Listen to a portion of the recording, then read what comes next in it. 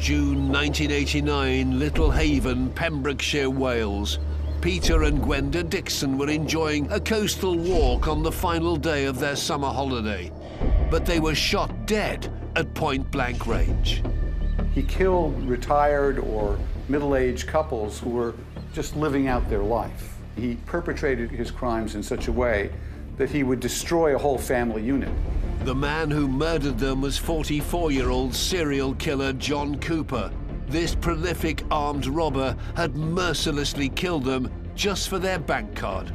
Sometimes he took just a few £100s, and that being the price of a life. And the murderer loved the limelight. Just a month before killing the Dixons, he appeared on the hit television game show Bullseye. He got away with it for years. He was clever, he was intelligent, he did everything to avoid capture. He was truly an evil man. He brutally slayed 4 people in a hitman-style execution, then cunningly covered up his tracks. He had 30 burglaries and an armed robbery to his name. For that reason, John Cooper is one of the world's most evil killers.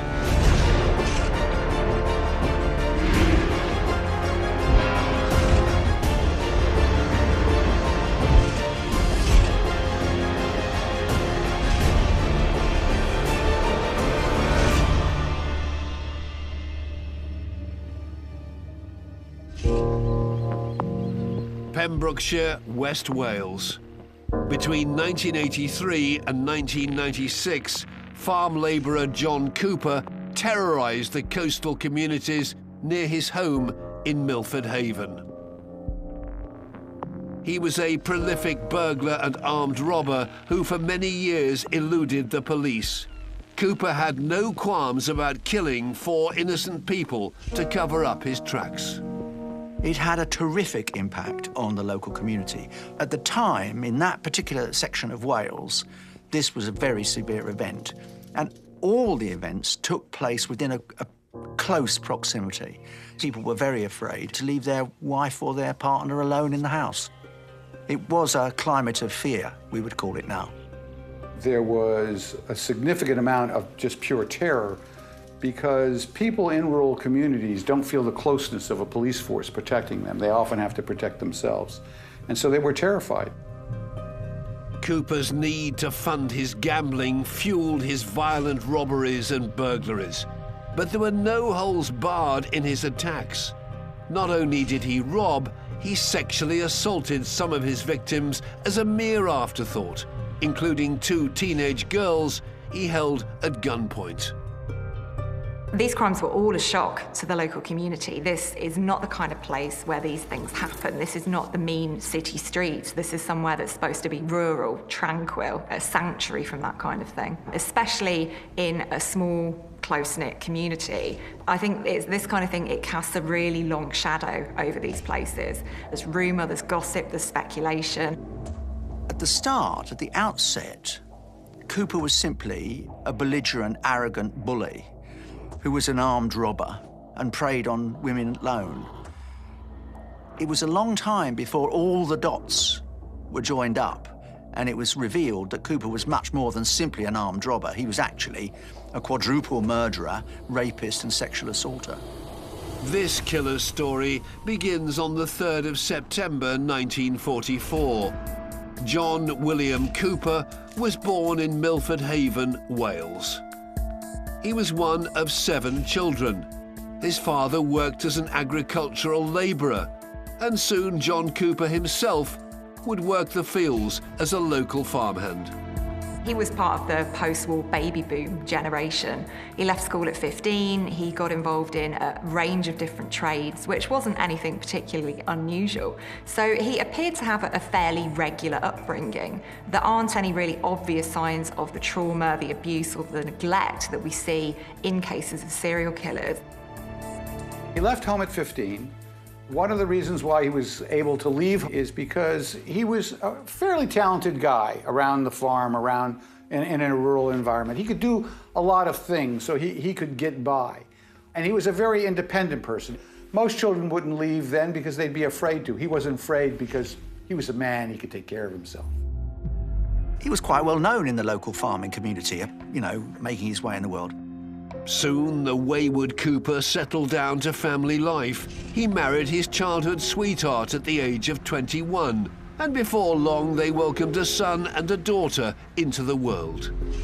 From the outside, Cooper did appear to be a regular family guy. They had 2 children, so looking in, they looked to be the ideal nuclear family. Cooper presented quite a respectable veneer to the outside world. But the married man Cooper liked to indulge outside of the family home. He did quite enjoy the high life. He liked going out and drinking and gambling, and he was gregarious. The people that knew him socially thought he was a stand-up guy. But actually, he had a very short fuse. He would lose his temper very easily. So here's somebody who's crafting this performance of self, which isn't the real him. He was quite well known in the local community, quite well liked, known to have a violent temper, but nevertheless, you know, one of the boys, so to speak, in the local pub. In 1978, at the age of 34, Cooper found work with the multi-million-dollar oil giant Gulf, working as a welder's mate at the local refinery. That same year, Cooper himself struck it rich, winning a newspaper competition, Spot the Ball. He won £90,000, a fortune. In today's terms, it would probably £500,000, as well as a £4,000 Austin Princess. If he had been a more temperate man, he would probably have saved some of that money. But after giving £1,000 each to 10 of his family members, the generosity seemed to stop there. Cooper, the gambler, started burning a hole through his lucky winnings. This is a life-changing amount of money. But he didn't hold on to it for very long. I think because he did live that fast and high lifestyle, he continued to gamble, he continued to drink, he invested in fairly misplaced business ventures. So he was soon parted from that money. But once that money was gone, it didn't get rid of that sense of entitlement, that sense in which I want to have these things that I was able to buy before. There's a hypomanic quality to it. He looks to me like he probably was what some people call a cyclothymic personality or manic depressive illness. And in his moments of euphoria, he gambles, he thinks he can do anything, and all of a sudden he looks down and his money's gone. The seemingly happy-go-lucky John Cooper was in fact deeply troubled beneath the surface. His teenage son particularly bore the brunt of Cooper's rage. Not only was he subjected to beatings, at one stage he even claimed his father placed a shotgun into his mouth and threatened to kill him. He contrived to be a violent and aggressive man. It drove the son out of the house. He couldn't bear his father. Despite his son escaping the home at just 16, Cooper had to keep up the appearance of a happy family, enjoying their newfound wealth that he'd secretly squandered. Cooper had developed this lifestyle where he was able to buy whatever he wanted. What didn't disappear was that sense of entitlement. So he simply switches to another way of getting those things. Now, you can't support that lifestyle on a farm labourer's wages. The only way you can do it is by turning to crime. And in his case, turning to robbery. His shotgun was now put to good use. Armed with ammunition and a balaclava, in 1983, Cooper embarked on a string of burglaries across Pembrokeshire. With an SAS-style survival book, his greatest weapon was his knowledge of the countryside he'd learned as a local farmhand. Cooper knew this area like the back of his hand. This was an area he was really familiar with. He would plan his offences, he would think through escape routes. He was quite keen on survival techniques and that sort of thing. I think he really did feel that he was a cut above your standard robber, your standard burglar. He wanted to be prepared if he saw an opportunity. Remember, we're talking about an impulsive guy. An impulsive guy has to have the instrumentalities of his crimes around at all time. He hid a lot of the things that were the paraphernalia for crimes in the hedges out in the fields. He imagined the hedges out in the field to be like his private storage house. Not only did Cooper hide his tools of the trade, such as shotguns and balaclavas, in the hedges, the proceeds of his crimes were stored there too. He had a habit of hiding his ill-gotten gains in hedgerows as a kind of safekeeping, because he knew that he was the only person who knew exactly where he'd put what. It seemed that Cooper's addiction to gambling had now been satisfied by this new infatuation with theft. But before long, this non-stop crime spree would have untold consequences for his vulnerable victims. The out-of-control Cooper would soon resort to desperate ways of covering up his offences. Murder. There's every indication that his loss of his money through gambling was the seeds of his life as a criminal. He got used to the neighbors thinking of him as kind of the rich guy. All of a sudden, he didn't have any money. And so the crimes that he goes out to commit, they're burglaries. With no sign of getting caught during his 2-year crime spree around rural Pembrokeshire, Cooper thought he was on a winning streak. On the night of the 22nd of December 1985, he racked the stakes up even higher. His next target was barely a mile from his own doorstep, Scoverston Manor in Stainton. Now, they are local farmers, they're quite wealthy, and Cooper is known to them, so this is quite a close-knit community. They're a rich and reclusive pair called Richard and Helen Thomas. They lived in a 3-storey farmhouse set in considerable acres, not more than a mile from where Cooper actually lived. Cooper got there thinking that Helen would be on her own, burst in, threatened her with the shotgun. But unbeknownst to Cooper, Helen's brother Richard was close by. Unexpectedly, Richard returned, almost without thinking. Cooper turns his shotgun on Richard and kills him. He ties up Helen and shoots her in the face, killing her. The siblings were both shot at close range in the head, but brother Richard was also wounded in the stomach. A close-range discharge with a shotgun will almost completely destroy the head. If Richard was shot in the stomach first, he'd be well aware of what had happened to him. For Richard, we can only hope that the shot to the head was first and that he was dead from that. I strongly suspect that the first shot was the one to the abdomen. When it didn't kill him, then there's the fatal shot to the head. The whole situation must have been utterly terrifying.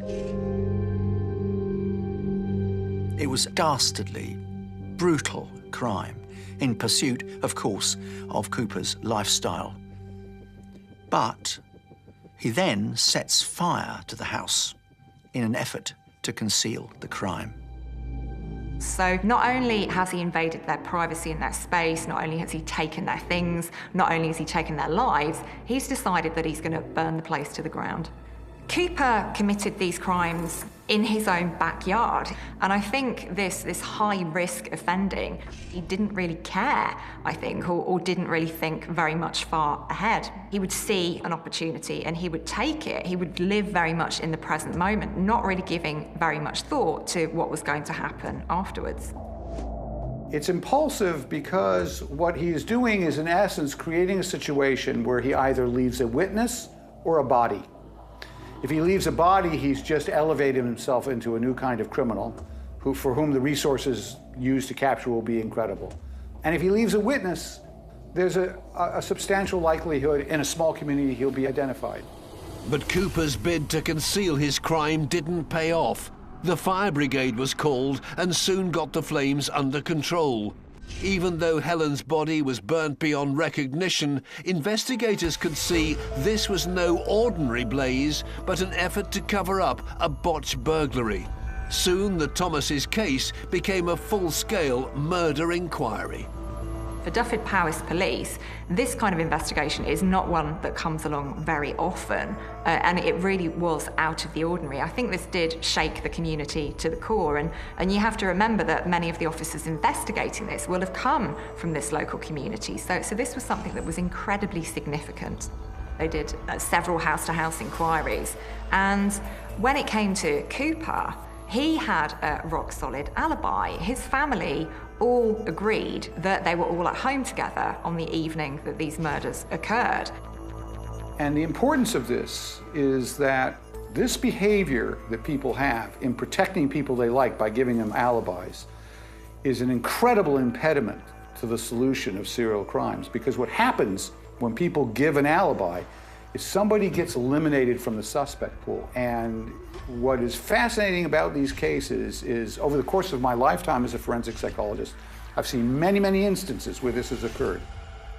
And I think that, for me, says a lot about Cooper, this ability that he's got to coerce his family to lie about his whereabouts. And that does give us a sense of the power and the control that he has over all of them. He's not just convincing one person to lie, he's convincing his whole family to do it. As the dust settled following the Thomases' murders, life in the quiet harbour town of Milford Haven seemed to go back to normality.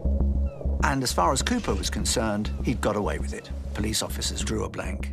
Cooper had provided an alibi, there was no other obvious solution, and so gradually the investigation tailed off. As the talk of the town turned away from the Thomases, 2 years after their murder, John Cooper's wife was injured in a riding accident. So the couple moved several miles inland to the quiet village of Jordanston. If you've put yourself in Cooper's position, he would have thought, well, I've got away with 2 murders. I'm home free. I can do whatever I want. Nobody knows I've got any kind of track record as a murderer. But instead of laying low as a killer and keeping a low profile, 2 years later, in May 1989, Cooper couldn't resist another flutter on national television. Cooper's arrogance knew very little by way of bounds. His appetite for celebrity in the end led him to appear on an ITV game show called Bullseye, which involved playing darts and answering questions. He appeared almost 4 years after the Thomases were killed. It's got that element of gambling to it. It's got that element of hedonism. And to be on Bullseye in the 1980s was a really big deal. And it was something that would have stoked Cooper's ego quite significantly. First of all, it's very rare for serial killers to voluntarily appear on TV or in any media for a very simple reason. They tend to be socially unskillful and shy. It's a foreign environment to them. But the fact of the matter is, Cooper is not a typical killer at all. He's not reclusive, he's not quiet, he's not socially unskillful. He, in fact, is socially skillful, gregarious, had lots of friends, had lots of enemies also. He was fun, he was playful, he was impulsive, maybe he was manic depressive. He liked attention. And his lust for a bit of attention and maybe another opportunity to make some money like he did gambling caused him to seize the opportunity. I think it's quite revealing about Cooper's character. He is very much a narcissist. He likes people to look at him, and he's going to have millions of people looking at him when he's on this game show. So this very much does fall into that hedonistic, that egoistic kind of personality that he has. Despite his time in the spotlight, John Cooper was beaten by his opponent. He walked away empty-handed. Now he would go back to what he knew best, armed robbery.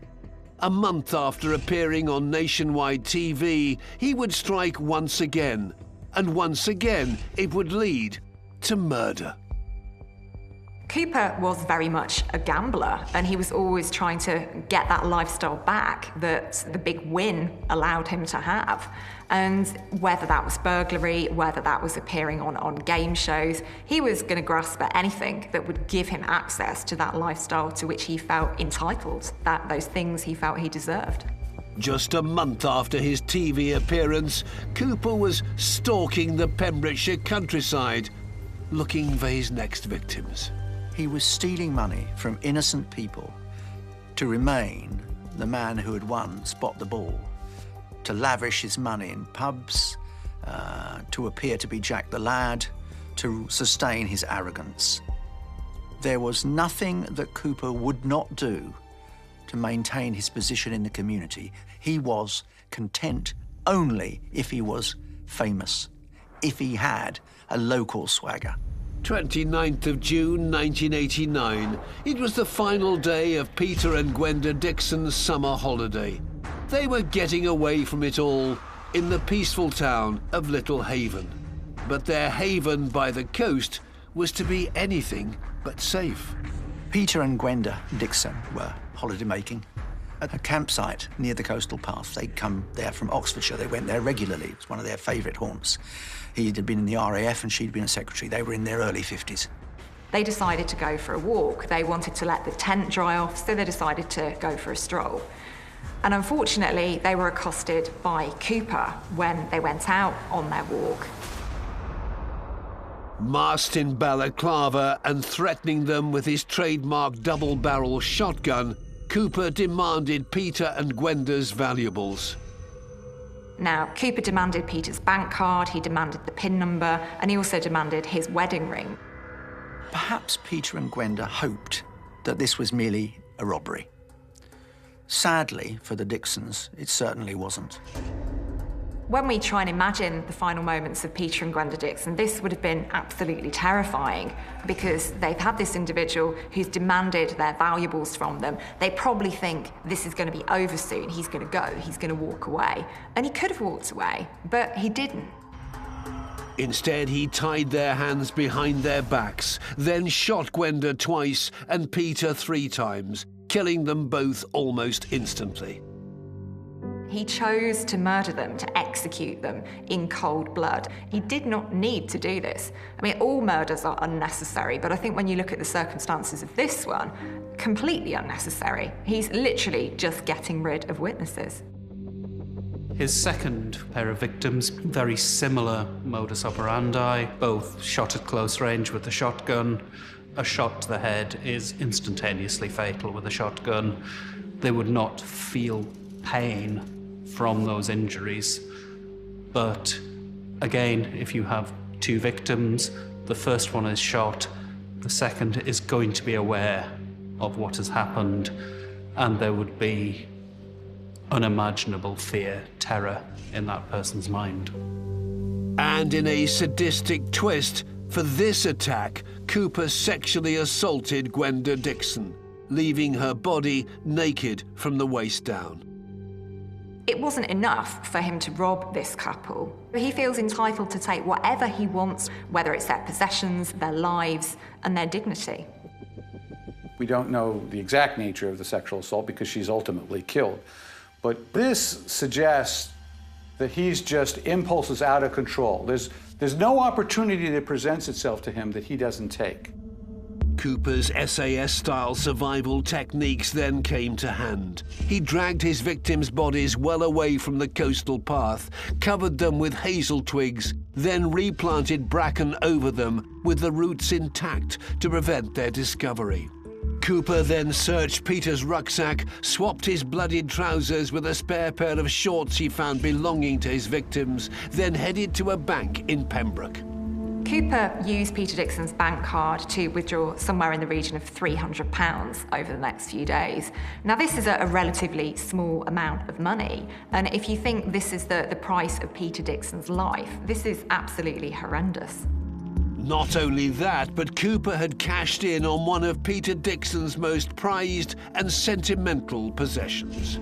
Cooper went on to sell the wedding ring that he'd stolen from Peter Dixon, and he sold it for around about £25. This was a really small amount of money. That tells us how parasitic this individual is. Meanwhile, the Dixon's son was getting worried as his parents had failed to come home, so he called the police.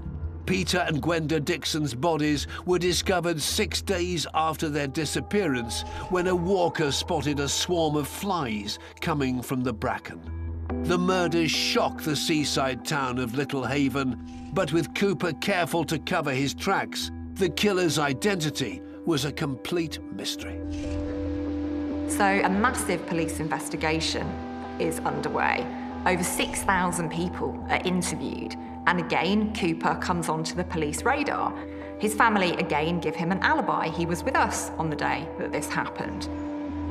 Cooper, by this point, must have believed in his own mind that he was invulnerable, that he could do whatever he wanted, whenever he wanted, in the way that he wanted, and get away with it. After 18 months, the investigation of Peter and Gwenda Dixon's murders was scaled down. It was a tragedy, but there was no convincing evidence to point the finger at Cooper. This goes unsolved for years and years and years, and detectives even looked into the possibility of IRA involvement because there was a weapons dump found nearby. So this is unsolved. There's no justice. Once again, John Cooper wasn't brought to book.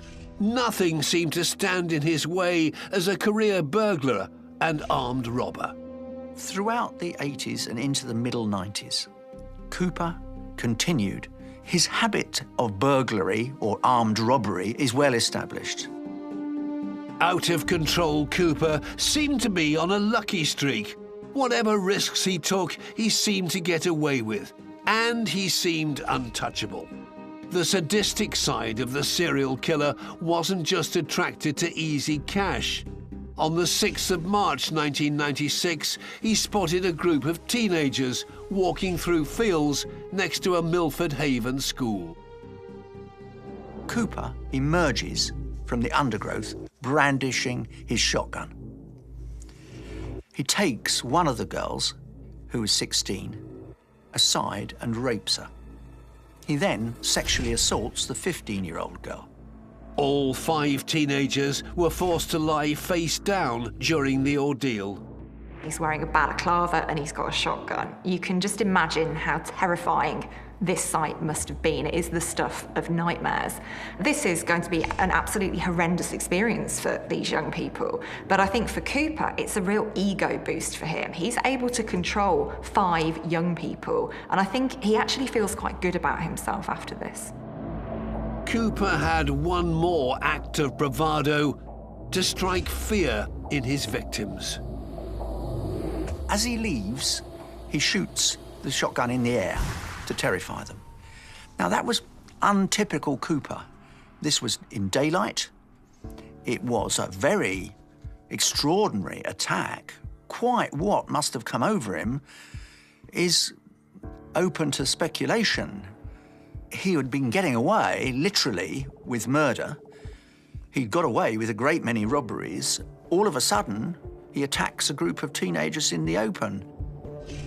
So something is happening over time to Cooper, and I suspect the intensity and the wildnesses of his impulses are getting greater and greater and greater. The chances that he would get caught doing something like that are astronomical. An absolutely crazy thing to do, suggesting that at the core of him is a person who's just all impulse and no control. Now, is that further proof that he really was convinced that he was invulnerable? I would say it was. I would say that that was further evidence that Cooper believed that he could do whatever he wanted, whenever he wanted, to whoever he wanted. The teenagers reported their ordeal, but again police drew a blank.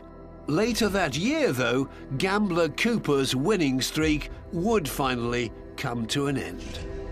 He attacks a schoolteacher in her house in Sardis in Pembrokeshire. He ties her up, but she is a very determined woman, and she escapes, frightening Cooper off. During her escape, the savvy victim triggered a panic alarm. He legs it, he runs for it, dumping various things in hedgerows along the way. In his escape, he dumps a sawn-off shotgun in a hedgerow. It was a shotgun that was in the end going to lead to his arrest for robbery. Not only did Cooper abandon his weapon, he also discarded his balaclava. After Cooper burgles the house, it all starts to unravel for him. And the police find their way to him. He comes onto their radar because they're suspicious of him and his involvement in this. And when the police do finally catch up with him, I think they are quite surprised at the magnitude of the things that they find. In his home, there are many items of stolen property. In the cesspit on his property, there are over 500 house keys. So this is somebody who really has made a profession, made a vocation out of terrorising other people. Cooper was arrested and finally put under lock and key. But as police dug deeper into his criminal activity, they'd soon find this was no ordinary armed robber, but a quadruple killer. 54-year-old serial killer John Cooper was languishing in jail on remand for a string of 30 burglaries and an armed robbery. On the 10th of December, Cooper was finally convicted. The police find a lot of forensic evidence pointing to Cooper as an armed robber, and he is sentenced to 16 years. It was when he was in prison, serving his sentence, that he first comes onto the radar of the police, suspected of involvement in the 4 murders and the attack on the teenagers. In February 2006, over 7 years after Cooper's conviction, police launched Operation Ottawa, a cold case review linking the unsolved murders of the Dixons and the Thomases and the sex attack on the Milford Haven teenagers. The common thread running through them was the use of a shotgun. During Cooper's time in jail, similar offences had fallen by 90%, so the finger of suspicion firmly pointed in his direction. The police decide to go back over all the evidence to do with the Dixons and to see whether there is anything that could possibly connect Cooper to that killing. It was perfectly obvious to them that Cooper had to be a prime suspect, probably the prime suspect. Although they had their suspect, there was nothing concrete linking Cooper to the crimes. So Dyfed-Powys police turned to forensic scientist Angela Gallup and her team for help. They looked first at the case of Peter and Gwenda Dixon. With the advances in DNA techniques since their attack in 1989, this could bear the most fruit.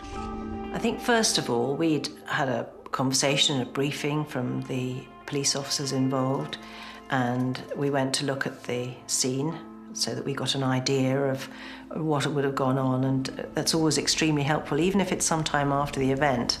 In this case, and I think to keep costs down, the police said to us, we only want you to look for DNA. And there were some things that we could prioritise, things like, for example, the rope with which Peter Dixon's hands had been tied behind his back. There were the branches that had been broken and then bent over their bodies. They would have had to have been handled. And so there were definitely some places where we could start to look for DNA. But trying to find a DNA profile of the Dixons killer at first led investigators down a dead end. We just hoped we'd find something. But because the bodies hadn't been discovered for about a week, and because the weather had been very hot at the time, it meant that quite a lot of decomposition had happened. So that gave us a bit of a problem. And so we've got 1 or 2 parts of profiles, difficult profiles though, mixtures, weak. We just thought this is going to be really quite difficult, and we hadn't got anything obvious that was shouting at us at that point. By August 2008, the hunt for DNA had proved fruitless. With Cooper's imminent release on parole from his burglary and armed robbery sentence, the man leading the inquiry, Detective Chief Superintendent Steve Wilkins, was getting extremely worried. After about 18 months, we hadn't really come up with something that you could get hold of and say, oh, this looks like evidence. About that point, I got a telephone call from Steve Wilkins, and he said, basically, you're absolutely useless. You've had this case for 18 months and you haven't found anything, and I'm thinking of taking it off you and giving it to another forensic science laboratory. I remember going down to Fishguard to meet with Steve, and it was, and remains, and always will be, the most unpleasant meeting I've ever had. And I completely understand why. I mean, they'd got this chap who they suspected might be responsible for these terrible crimes. He was about to be released from prison, and they were extremely concerned about it. I said, look, I think if you can just let us start with textile fibres, because there's been a lot of contact, one way or another, between whoever's done it and the victims. So let's start with that, and then perhaps we can build on that.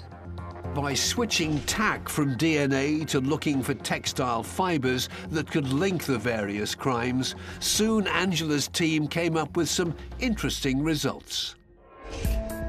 It was amazing. Almost immediately, we started finding textile fibres, and the first ones we found were these blue acrylic fibres. We started with Peter Dixon's belt. We started with surface debris that had been recovered from his and Gwenda's body, and almost immediately we started finding a connection between those, and then a connection between a glove that had been left in hedgerows. This was a really big moment, because now we were starting to believe that there was something. The glove left in the hedgerow was identified as one of Cooper's that he'd discarded near to his home. Not only was this now forensically linked to the Dixons, another of the glove's fibres was later found in debris from one of the teenage sex attack victims. But it was a pair of shorts found in Cooper's bedroom drawer that would be the real turning point for the investigation, as another member of the forensics team, Philip Avenel, remembers. The strategy initially was to look at the debris that had been collected from the surface of these shorts during their initial examinations. That led us to identify a blood flake that was within this debris that was collected from the surface of the shorts. And that blood flake then led on to the first DNA match. That blood came back matching Peter Dixon. This was the conclusive DNA evidence that Angela and her team were looking for. She broke the news to Senior Investigating Officer DCS Steve Wilkins. I gave Steve a ring on his mobile, and he answered it, and it turned out he was driving his car. And I didn't want to tell him while he was driving, because I knew that this would be huge for him. And so I said, well, you pull in. And when he pulled in, I said, well, I wanted you to pull in, because actually we may have found your golden nugget of objective physical forensic evidence. It was the breakthrough, and it was a key part of the evidence at the end of the day. The team discovered this tiny flake had come from a patch of blood ingrained in the shorts that the naked eye couldn't see. The blood would have to have been wet when it was deposited on the shorts, so we know that those shorts were in the proximity or have been around at a time at which Peter Dixon has bled. The forensics team were now on a roll. They then turned their attention to one of John Cooper's guns that had been found abandoned in the hedge during the failed armed burglary of the local schoolteacher. The barrels had been painted with black paint, a lot of which had chipped off, so we knew that it wasn't a manufacturer's application. And it posed the question, what if that firearm had been painted or covered up after the event had taken place, perhaps to disguise it or to alter it or just to do something to it after the murders had been carried out. And so we scraped away some of this black paint until we found some blood actually sitting on the metal surface of the gun. And we took that and again profiled it, and it again gave us Peter Dixon's profile. By now, the evidence was stacking up against Cooper. But it was his starring 1989 appearance on Bullseye that was the final nail in the coffin for the killer. Police had heard about Cooper's fondness for the limelight, and in February 2009, a copy of the episode that he appeared on was traced back to ITV's archive in Leeds. They compared it to a sketch of a suspect seen using Peter Dixon's bank card, wearing similar shorts to the ones found in Cooper's home. When they looked at the video and then compared that video to the artist's impression of the man who might have attacked the Dixons, the two were almost identical. I think the superintendent said it was as if you could trace one over the other. It was almost a perfect match. So now we begin to have the net closing around Cooper. Now Cooper was back out on the streets, having served 10 years of his 16-year sentence for armed robbery and burglary. But time was running out for the killer. More and more details being heaped on top of what the police are coming to believe is an absolutely airtight case against Cooper. In May, Barely months after he's got out of jail, Cooper is rearrested. The police even filmed the moment they pounced on Cooper as he went to collect his morning paper, satisfied they'd put this dangerous killer back in prison. He continues to deny everything. But the forensic evidence is beginning to become overwhelming. During questioning, Cooper admitted owning the shorts that had the key evidence against him, Peter Dixon's blood. Further forensic tests on the clothing had thrown up something even more interesting. The hem had actually been taken up, so they took the hem down and they found another piece of DNA evidence. Now, this DNA belonged to the daughter of Peter and Gwenda Dixon, so this proved fairly conclusively that these shorts belonged to Peter Dixon. Police believe these were stolen from Peter's rucksack just before Cooper fled the murder scene. Cooper was finally brought to Swansea Crown Court on the 22nd of March 2011 to face justice. As well as the expert witnesses lined up to prove the case against him, his own son also took to the stand, unmasking the dark, violent side of the lovable rogue. He revealed his habitual nighttime walks, stalking the local Pembrokeshire countryside, armed and dangerous. He denied everything. Not guilty, not guilty, not guilty. And for weeks sustained precisely that stance. But that did not convince the jury. The forensic evidence proved decisive, as did the Bullseye videotape. When Cooper returned for sentencing on the 26th of May, he continued to protest his innocence. You must judge me after the trial, not before. Judge John Griffith Williams gave him 4 life sentences and told him the murders were of such evil wickedness that the mandatory sentence of life will mean just that. For Angela Gallup and her team, it had been a triumph for their painstaking forensics work. It was a really satisfying case. I think he's an extremely dangerous man. I think he's just one of the most dangerous criminals that I've come across in my time in doing forensic science. He was incredibly parasitic. He would just take what he wanted from people, and he had absolutely no qualms about killing them. These murders were absolutely unnecessary. A vain braggart who wanted nothing more than to swagger his way through life, pretending he was rich at other people's expense. We are very lucky that he returned to jail with a whole life term. He would almost certainly have killed again. He terrorized the countryside, robbing lone women in their homes and threatening them with their lives. He sexually assaulted and raped young girls who accidentally crossed into his path. He killed 4 people in cold blood for just a few £100. This makes John Cooper one of the world's most evil killers.